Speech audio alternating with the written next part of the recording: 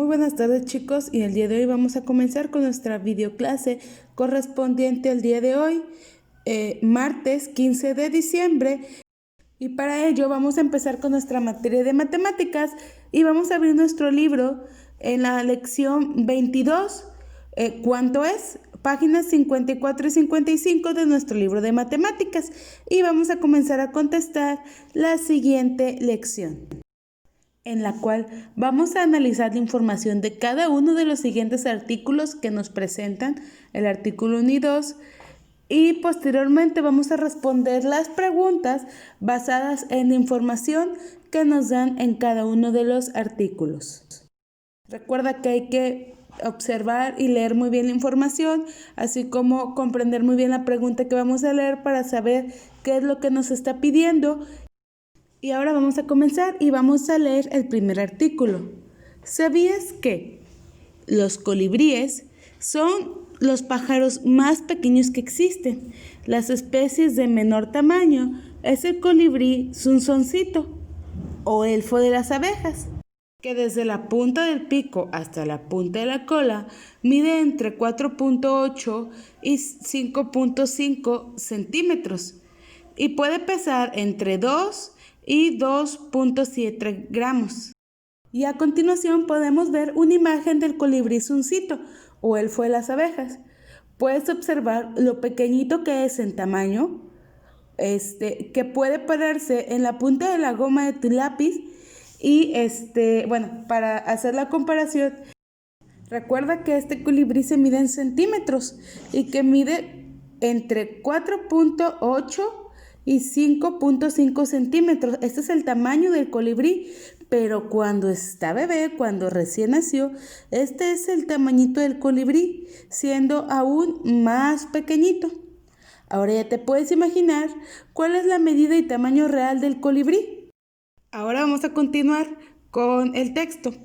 Y ahora la especie más grande de los colibríes es llamado colibrí gigante, que llega a medir hasta 25 centímetros y su peso puede oscilar entre los 22.5 y los 24 gramos. A continuación podrás ver una imagen del colibrí gigante, y si tú lo comparas con el colibrí zuncito, sí es mucho más grande. Sin embargo, en tamaño, pues sigue siendo pequeño. Espero estas imágenes te hayan ayudado a poderte dar una idea más exacta de los tamaños de los colibríes.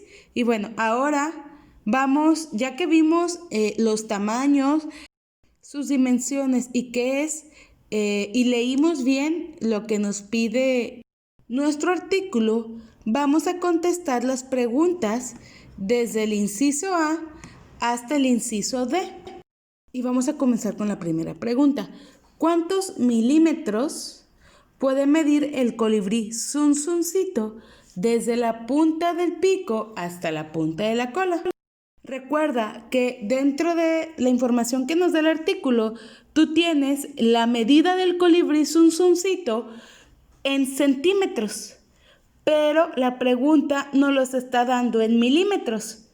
¿Qué tenemos que hacer aquí? Vamos a convertir las cantidades que nos da de la medida del colibrí de centímetros a milímetros. Para esto debes de recordar cuánto vale un milímetro, y su mismo nombre lo dice. Un milímetro, es decir, cada 1000 milímetros nos equivale un centímetro. Muy bien, ahora vamos a pasar con la siguiente pregunta. ¿Cuántos miligramos puede pesar el colibrí zunzoncito? Mismo caso que en el inciso A. Nosotros tenemos el peso del colibrí zunzoncito en gramos. Ahora nos los está pidiendo en miligramos. Y es el mismo caso que en el inciso A. Hay que convertir los gramos del peso del colibrí a miligramos. Y es el mismo caso. El miligramo equivale a 1000. Por cada miligramo tenemos 1 gramo. Siguiente pregunta. ¿Cuántos milímetros más de los que mide un colibrí zunzuncito puede medir uno gigante? Para realizar esta operación, tú tienes que checar los datos que ya tenemos.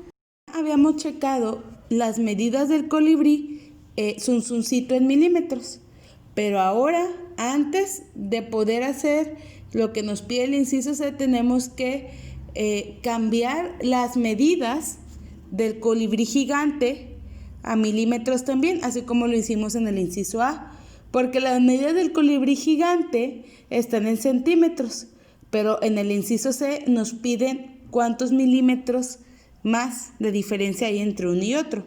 Así que para poder realizar esta operación, primero debemos de cambiar las medidas del colibrí, del colibrí gigante a milímetros, así como lo hicimos con el colibrí zunzuncito, y después tienes que sacar la diferencia, ¿sí?, entre lo que mide el colibrí zunzuncito y el colibrí gigante, para saber cuántos milímetros más de los que mide el colibrí zunzuncito puede medir el colibrí gigante. El inciso D nos dice cuántos miligramos más de los que pesa el colibrí zunzuncito puede pesar el colibrí gigante. Así como se hizo en el inciso D con las medidas del colibrí zunzuncito, tenemos igual que convertir primero las medidas el peso del colibrí gigante a miligramos y luego hacer la resta para saber cuál es la diferencia entre el peso de uno y otro. De la misma manera y las mismas operaciones que se trabajó en el inciso C, vamos a trabajarlas ahora en el inciso D, pero ahora utilizando los miligramos. Bueno, y ahora vamos a la siguiente página de nuestro libro y vamos al artículo número 2, el cual nos habla de la población del mundo. Y nos menciona que durante el 2010 se llevó a cabo en varios países el censo de población de acuerdo con la información reportada por la INEGI. En México hay 112.337.000 habitantes. Esto en el 2010. Se encuentra entre los 12 países más poblados del mundo y es el tercer país más poblado del continente americano. Y bueno, en la siguiente tabla nos muestran los países más poblados del continente americano. Y bueno, ahora en base a esta información vamos a contestar las preguntas A, B, D y C. En la primera pregunta nos dice ¿qué significa el punto 5 en la población aproximada de habitantes de la India? Para resolver este problema debemos de observar bien el número. Dice 1241, que es la parte entera. Sabemos que la parte entera se refiere a las unidades que nos hablan arriba, millones. Antes del punto, la parte entera se refiere a millones. Entonces, el punto 5, ¿qué cantidad de personas representa? Siguiente pregunta. ¿A cuántos habitantes equivale el número .38 en la población de Brasil?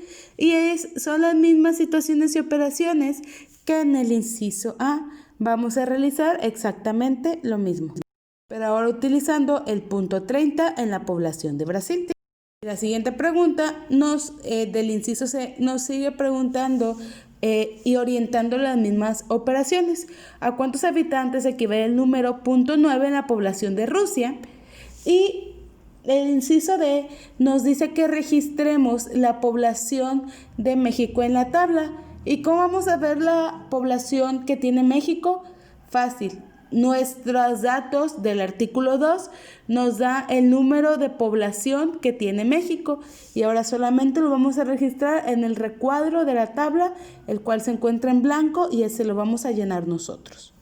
Muy bien, chicos, hasta aquí hemos concluido con nuestra lección de matemáticas, nuestra lección número 22.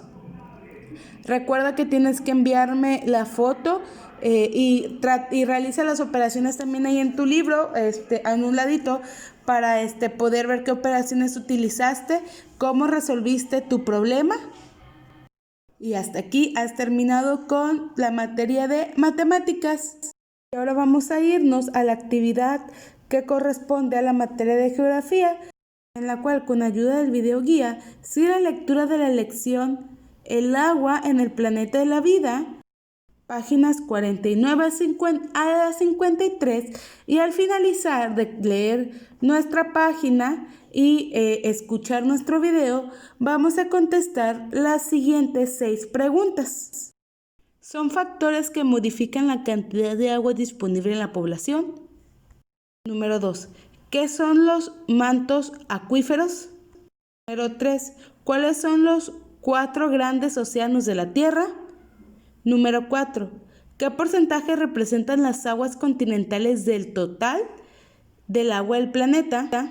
Número 5. Son las aguas que casi no contienen sales y son vitales para los seres humanos. Y número 6. ¿Por qué el agua de las lagunas es soluble? Bueno, ahora que ya tenemos las 6 preguntas, vamos a contestarlas. Te recomiendo apuntarlas primero y bueno, vamos a poner atención al video. El agua en el planeta de la vida. El clima, el relieve y las obras que realiza el ser humano, como las presas y el desvío de ríos para la construcción de carreteras o para el riego, modifican la cantidad de agua disponible para la población. 2/3 partes de nuestro planeta están cubiertas de agua de los océanos. Además, hay agua en el interior de los continentes, en ríos, lagos, lagunas y aguas subterráneas que llenan los depósitos o mantos acuíferos. En la Tierra hay 4 grandes océanos: Pacífico, Atlántico, Índico y Ártico. Estos contienen aproximadamente 97% del agua que hay en el planeta y proveen a la población de una gran diversidad de recursos naturales. Sin embargo, por su alto contenido de sal, las personas, animales y la mayor parte de las plantas terrestres no pueden consumirla. Recursos hídricos. Las aguas continentales representan cerca de 3% del total del agua del planeta. Se les llama aguas dulces porque casi no contienen sales y por lo tanto son vitales para los seres humanos. Las usamos para desempeñar actividades cotidianas y económicas, por ejemplo, la agricultura, la ganadería y el procesamiento de alimentos. Los ríos son corrientes de agua que fluyen sobre la superficie terrestre. Nacen en las partes altas de las montañas y escurren hacia las partes bajas.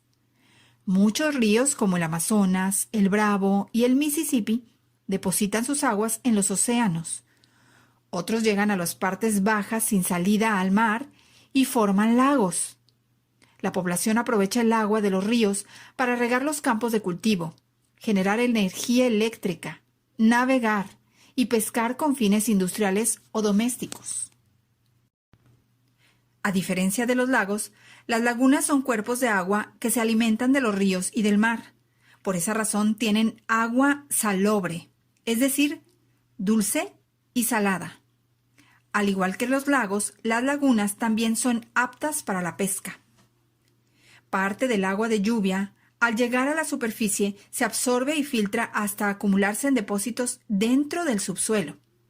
Esos depósitos forman los mantos acuíferos, que constituyen las fuentes de abastecimiento de agua más importantes para la población, en especial en zonas áridas. Los ríos y los lagos han permitido que se desarrollen grandes civilizaciones que no tienen contacto directo con el océano. Por ejemplo, las primeras grandes urbes de la antigüedad, Babilonia, Nippur, Ur y Asur, crecieron gracias a las aguas de los ríos Tigris y Éufrates, en la región de Mesopotamia. Las grandes ciudades que se desarrollaron en las costas han tenido los beneficios de los ríos que desembocan en el mar, además de las ventajas de aprovechar los recursos marinos, entre ellos la posibilidad de navegar por el mundo. La poca cantidad y la mala distribución del agua dulce ocasionan problemas sociales y ambientales. Algunas enfermedades contagiosas se convierten en epidemias a causa de la mala calidad del agua o de la escasez de esta. Incluso existen conflictos bélicos por la posesión del recurso. Un dato interesante. Aunque el lago Superior es el más extenso del mundo, el lago Baikal es el que tiene la mayor cantidad de agua debido a su profundidad. Su base está a 1.637 metros y contiene el equivalente al 20% del agua dulce de todo el planeta, con la cual se podría inundar toda la tierra firme con una capa de 20 centímetros. Si sus afluentes dejaran de aportar agua, el lago tardaría más de 400 años en vaciarse completamente. Con menos del 1% del agua de todo el planeta, debemos cubrir las necesidades de más de 7.000 millones de personas, contando el consumo para las actividades agrícolas e industriales. Muy bien, hasta aquí hemos terminado nuestras clases. Ahora hemos concluido. Recuerda mandar tus actividades vía WhatsApp para su revisión. Nos vemos mañana en nuestra clase de Zoom. Que tengas una muy linda tarde.